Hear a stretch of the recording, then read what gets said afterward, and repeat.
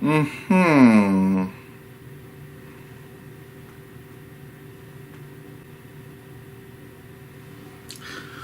Well, I guess this gives me enough time to talk about what I want to talk about for right now. Hold on one sec.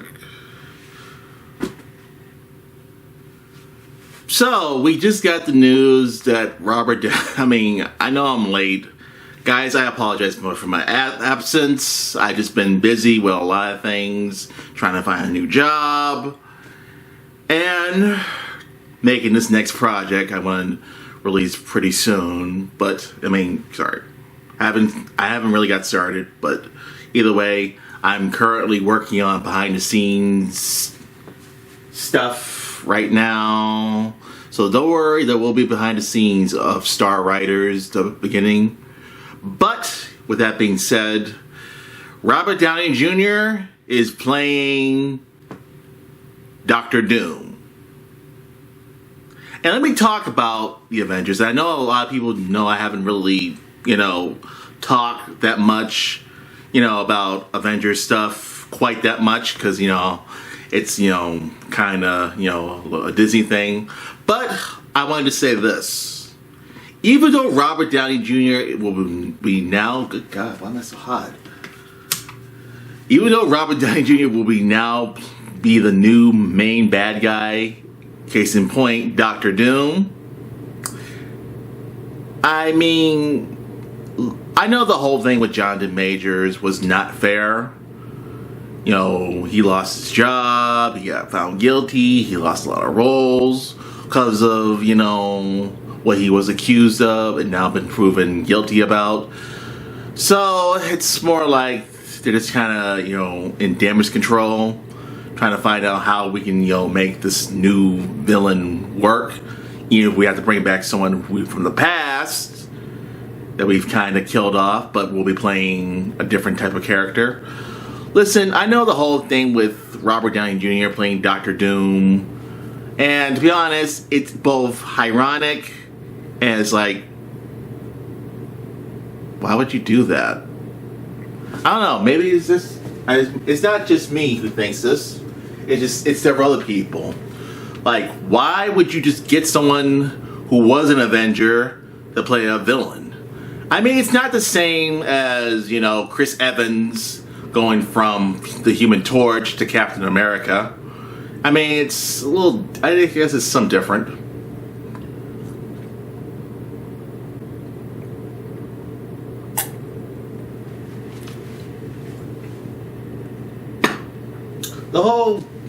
Now, if they just have him in the mask most of the time, or just have him just in the mask the whole entire time, now yeah, you could say, well, this could be an alternate Doctor Doom, since they are going over and over again about the whole multiverse thing.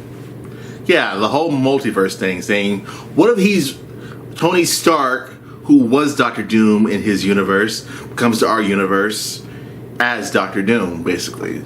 So I don't know, guys. It's either one or the other. I would have been fine with any other actor playing Doctor Doom, but Robert Downey Jr.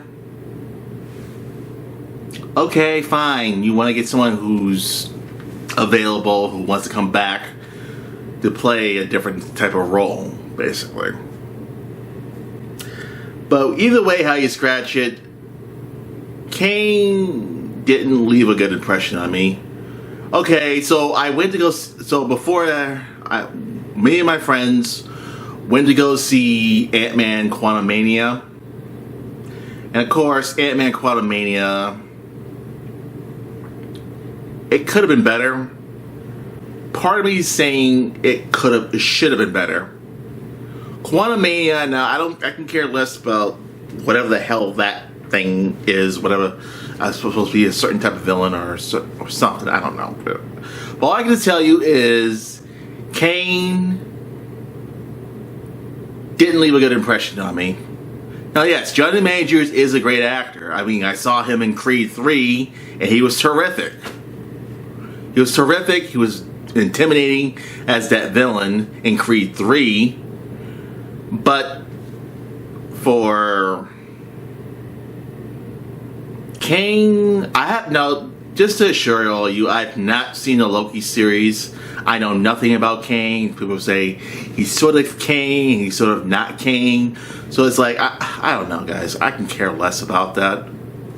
I mean, I would like to watch the Loki series, but, you know, I can care less. Because I think my Disney Plus is down. I need to make another account on Disney Plus. And also try to get it working on my damn TV. But, with that being said, you're never going to top Thanos. That's all I can basically say. You're never going to top Thanos. And, honestly, you're never going to top Avengers Endgame. So, pretty much, I'm going to tell you this. Avengers Endgame, Infinity War. I'm sorry to tell you this, but, you're never going to top those two films. Okay? Yes, you can bring the original two directors who directed those films again back. But it's not going to be the same. It's not. Now, even though, yeah, you can bring back Spider-Man, Tom Holland. But, yeah, you can bring back some of the people, and also Shang-Chi, several other people, and, you know, I can understand that. But you're never going to top Avengers. Yeah, the first Avengers movie, yes, you can top that without Josh Whedon's punk ass. But either way, Avengers Infinity War, Avengers Endgame, you can't top that. Why? Because Thanos was a villain that worked. He's a villain that worked. He's a villain you buy in. He's a villain you said when you saw the first Avengers movie, like, who the hell is that? Yeah. But with Thanos, he made more an impression. Seeing him in freaking Guardians Part 1, you know, he worked in that movie. Everything about Guardians Part 1, he worked perfectly. Why he worked? Because, you know, he was the big baddie that they were talking about, saying, oh, he's gonna, you know, change everything. And you know what the whole thing about Thanos? He was a different type of villain we haven't gotten, which is the reason why he works. Now, yes, seeing Infinity War, the opening scene where he takes out all of Thor's people, you have this cliche that you mostly say to yourself, why is it that the villain is so strong that he doesn't need any henchmen or anybody helping them? Why is the villain so strong? Why couldn't he just take out the good guys all by himself? This explains. Thanos is so strong that he took out the Hulk. Thanos is so strong he finished Loki. He beat the crap out of Thor. He beats the crap out of pretty much all the Avengers. We've never seen the Avengers beaten before. And that's really a good thing, because it's like, you want to make the villain so strong that they are totally, well, here's a word I've now learned. And yes, I've learned this word. The abbreviation is OP. But either way, in Endgame, even though he went up against Thor, Cap, and Tony, he still took all three of them out without any help. And the scene where now yes, I have said this numerous times. The scene where Cap has to, you know, fight all of Thanos' people all by himself. And then comes Sam saying, Cap, can you hear me? On your left. And yeah, the scene where Black Panther, played by Chadwick Boseman, comes out, him, Shuri, and the Captain Lady. Yeah, seeing them come out, yeah, I squealed at that part. And that made me say, yes! Oh, everybody's back! So yeah, the scene where all the Avengers come And Cap finally says it. You know, we've all been waiting for him to say it, but no, he finally says it. Avengers! Assemble. Like, I'm sorry, but you'll never have that event ever again. You will never have that again. You'll never have the perfect villain for that again. That line, now yes, I can't picture Sam saying that line, you know, in Avengers 5 or whatever. But all I can just tell you is you'll never top Avengers Endgame. You'll never top Avengers Infinity War. Even if you do bring Robert Downey Jr. back, it's like, well, you brought him back, but you didn't do anything different for once. Now, yes, I've been waiting for them to do Doctor Doom right, better than what they've done, what Fox has done with them numerous times. Well, at least for one thing, at least it'll be better than Four Stick.